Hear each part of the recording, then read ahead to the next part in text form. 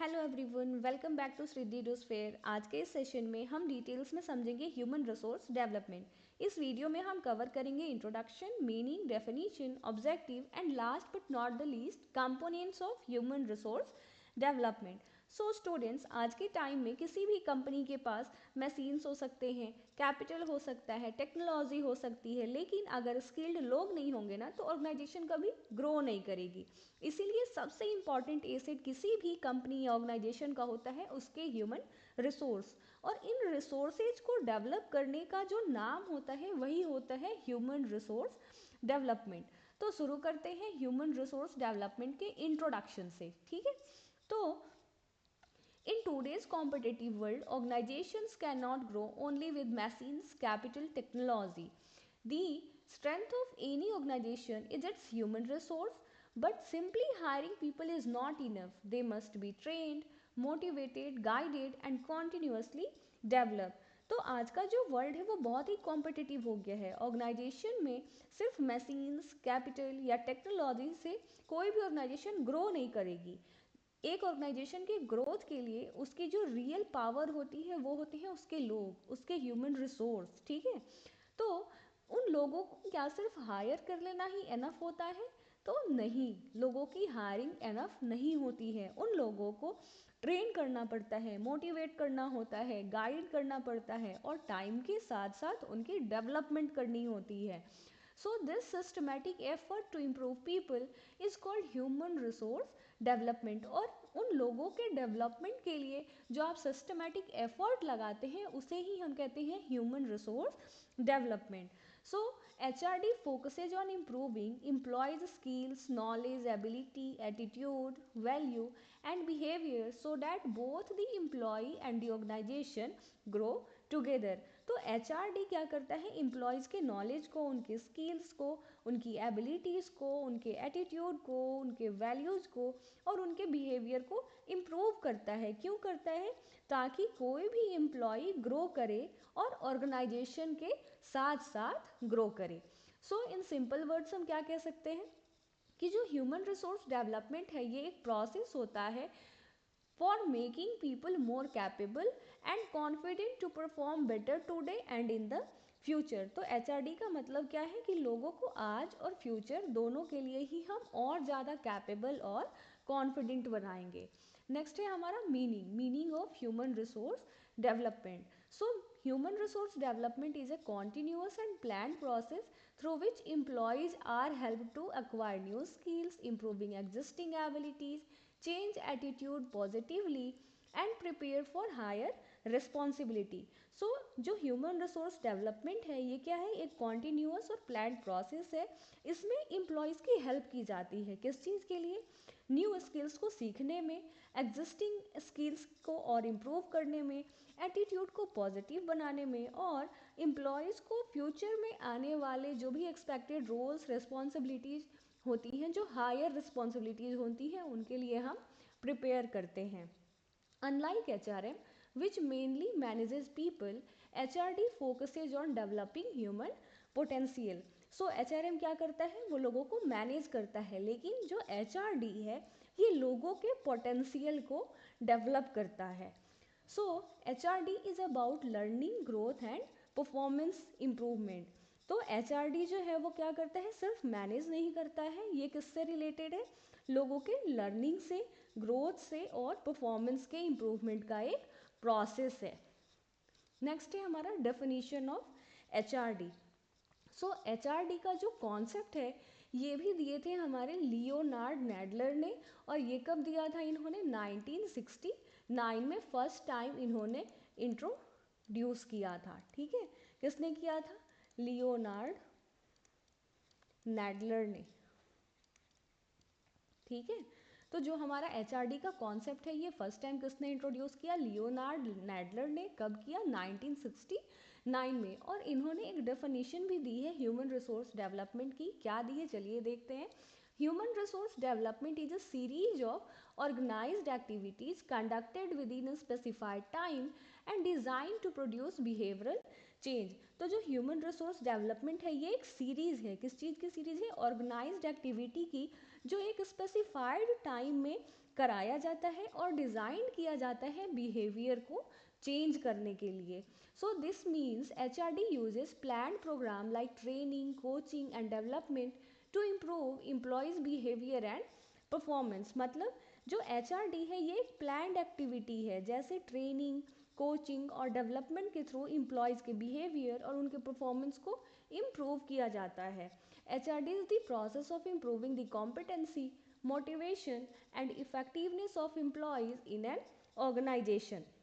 सो simply हम क्या कह सकते हैं कि जो HRD है यह एम्प्लॉय की कॉम्पिटेंसी, उनके मोटिवेशन और उनके इफेक्टिवनेस को इम्प्रूव करता है। नेक्स्ट है हमारा objectives of human resource development. तो किसी भी ऑर्गेनाइजेशन का मेन जो पर्पस होता है वो सिर्फ अपना प्रॉफिट अर्न करना नहीं होता है। ठीक वैसे ही किसी भी ऑर्गेनाइजेशन में अगर HRD किया जा रहा है तो उसका मेन मोटो ऑर्गेनाइजेशनल प्रॉफिट को अर्न करना नहीं होता है, बल्कि एम्प्लॉयज़ के ओवरऑल डेवलपमेंट को भी करना होता है। सो सबसे पहले क्या है, टू इम्प्रूव एम्प्लॉयज़ कॉम्पिटेंसी।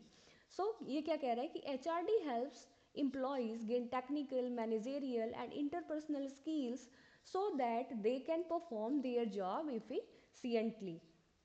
जो HRD है वो एम्प्लॉयज़ को क्या करता है, टेक्निकल, मैनेजेरियल और इंटरपर्सनल स्किल्स देता है। जैसे अगर कोई बैंक है, ठीक है, बैंक में कोई एम्प्लॉई है तो HRD क्या करेगा, उनको सॉफ्टवेयर यूज करना सिखाएगा, कस्टमर हैंडलिंग सिखाएगा, डिसीजन मेकिंग वर्क सिखाएगा।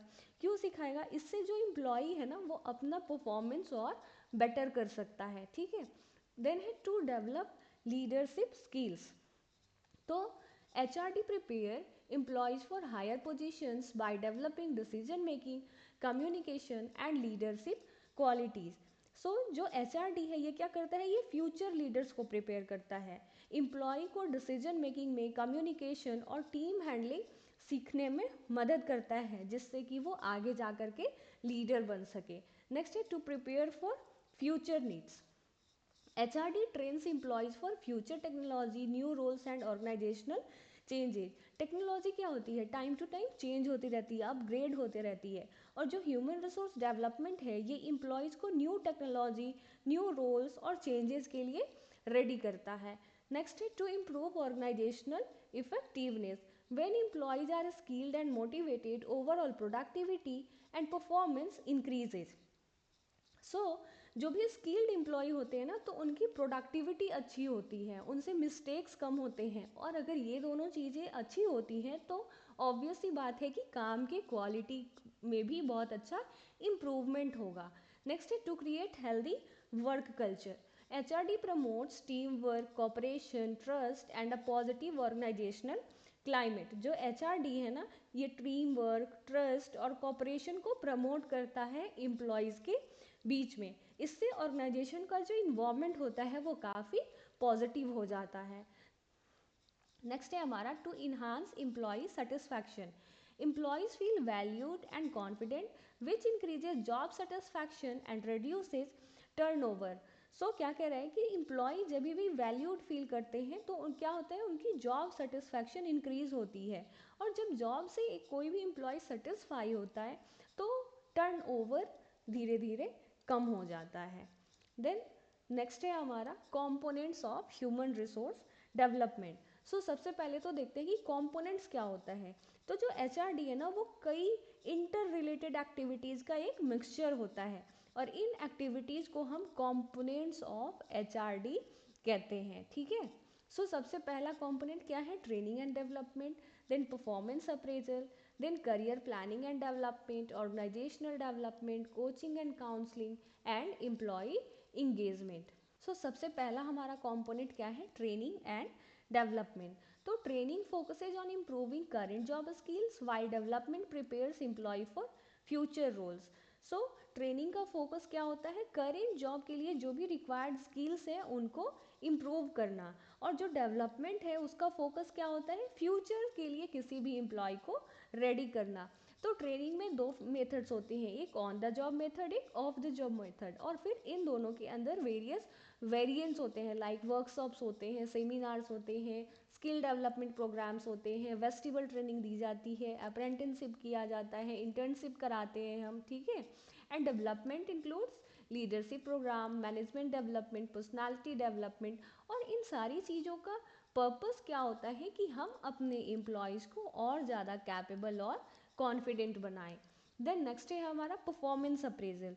अब परफॉर्मेंस अप्रेजल क्या होता है, तो परफॉर्मेंस अप्रेजल एक सिस्टमैटिक इवेल्युएशन होता है एम्प्लॉयज़ के परफॉर्मेंस का। इसका मतलब क्या होता है कि जो एम्प्लॉयज़ के काम है हम उनको इवेलुएट करते हैं, जैसे काम कितना सही है, टारगेट अचीव हुआ या नहीं हुआ, बिहेवियर कैसा है। और इससे क्या पता चलता है, हम आइडेंटिफाई कर पाते हैं स्ट्रेंथ और वीकनेस, फीडबैक दे पाते हैं, डिसाइड करते हैं कि हमें प्रमोशन और रिवार्ड्स देने हैं या नहीं, और फ्यूचर में ट्रेनिंग नीड्स किस टाइप की हैं, कैसे हम ट्रेनिंग को प्लान कर सकते हैं। और इन सब से क्या होता है, जो भी एम्प्लॉय की परफॉर्मेंस है ना वो ऑर्गेनाइजेशनल गोल के साथ हम अलाइन कर पाते हैं। देन नेक्स्ट क्या हमारा, career planning and development. So career planning means helping employees identify their career path inside the organisation. इसमें क्या होता है, एम्प्लॉय को बताया जाता है कि आप ऑर्गेनाइजेशन में आगे और क्या बन सकते हैं। जैसे सपोज करिए कोई जूनियर मैनेजर होगा तो हम उसको क्या कह सकते हैं, आगे उसको गाइड करके कह सकते हैं कि तुम आगे चल के सीनियर मैनेजर बन सकते हो। तो इसमें बहुत सारे मेथड्स होते हैं, like career counselling, succession planning, promotional policies, skill mapping, ये सारी चीज़ इंक्लूडेड होती हैं। और इसका पर्पस क्या होता है कि जो भी एम्प्लॉय है ना वो ऑर्गेनाइजेशन के साथ साथ ग्रो करें, ठीक है। देन नेक्स्ट है हमारा organisational development. So organizational development focuses on improving the structure, culture and process of the organization. तो जो ऑर्गेनाइजेशनल डेवलपमेंट है ये क्या करता है, ऑर्गेनाइजेशन के स्ट्रक्चर को, कल्चर और प्रोसेस को इम्प्रूव करता है। It includes team building, change management, conflict management, improving communication, ठीक है। सो इसमें क्या क्या इंक्लूड होता है, टीम बिल्डिंग एक्टिविटीज़ हम कराते हैं, अगर कुछ चेंज होता है तो वो मैनेज कैसे करते हैं वो सब सिखाते हैं, कन्फ्लिक्ट अगर कुछ हुआ तो उसको कैसे सॉल्व करेंगे, हम कम्युनिकेशन कैसे इम्प्रूव करेंगे ताकि जो भी एम्प्लॉयज़ हैं उनकी इंटरपर्सनल कम्युनिकेशन अच्छी हो, ठीक है, जिससे कि एक हेल्दी वर्क कल्चर भी बने। तो इन सब का पर्पस होता है वो क्या होता है कि हम अपने ऑर्गेनाइजेशन को फ्लैक्सिबल और अडेप्टिव बनाएं। देन नेक्स्ट है coaching and counselling. So coaching क्या होता है, ये गाइड करता है एम्प्लॉयज़ को कि हाउ टू इम्प्रूव परफॉर्मेंस, ठीक है। और जो काउंसलिंग होता है वो हेल्प करता है एम्प्लॉयज़ को to deal with stress, problem and motivation. So coaching employees को बताता है कि काम कैसे और बेटर परफॉर्म कर सकते हैं आप, काम को और कैसे अच्छे तरीके से कर सकते हैं आप। और जो काउंसलिंग है ये एम्प्लॉयज़ को स्ट्रेस, प्रॉब्लम और मोटिवेशन इशू से निकालने में हेल्प करता है। It builds confidence, emotional balance and better work behaviour. तो इससे क्या होता है, एम्प्लॉयज़ में कॉन्फिडेंस आता है, वो इमोशनली बैलेंस होना सीखते हैं और बेटर वर्क बिहेवियर हम उनमें डेवलप करते हैं। देन लास्ट है हमारा एम्प्लॉय इंगेजमेंट। तो employee engagement means making employees feel emotionally connected with the organisation. इसका मतलब क्या है कि हम एम्प्लॉयज़ को ऑर्गेनाइजेशन से इमोशनली कनेक्ट करते हैं, ठीक है। इसमें एम्प्लॉयज़ को हम डिसीजन मेकिंग में इन्वॉल्व कर सकते हैं। देन एम्प्लॉयज़ की रिकॉग्निशन दी जाती है और टीम एक्टिविटीज़ हम उनसे कराते हैं। फिर ऐसे ही धीरे धीरे जब हम उनको पार्टिसिपेट कराते हैं मैनेजरियल डिसीजन मेकिंग प्रोसेसेस में, तो क्या होता है वो खुद को वैल्यूड फील करते हैं, उन्हें भी लगता है कि इस ऑर्गेनाइजेशन में मेरी अपनी कुछ आइडेंटिटी है, ठीक है। वो लोगों से कोऑपरेट करते हैं, कोऑर्डिनेट करते हैं, बातें करते हैं, तो इससे क्या होता है उनके कम्युनिकेशन में काफ़ी इम्प्रूवमेंट आता है। और इन सारी चीज़ों का पर्पस क्या होता है कि हम एम्प्लॉय की कमिटमेंट को इम्प्रूव करते हैं टुवर्ड्स दी ऑर्गेनाइजेशन और उनके एब्सेंटिज्म को कम करते हैं, ठीक है। तो आई होप आपको ये सारे टॉपिक्स अच्छे से समझ में आए होंगे। Thanks for watching.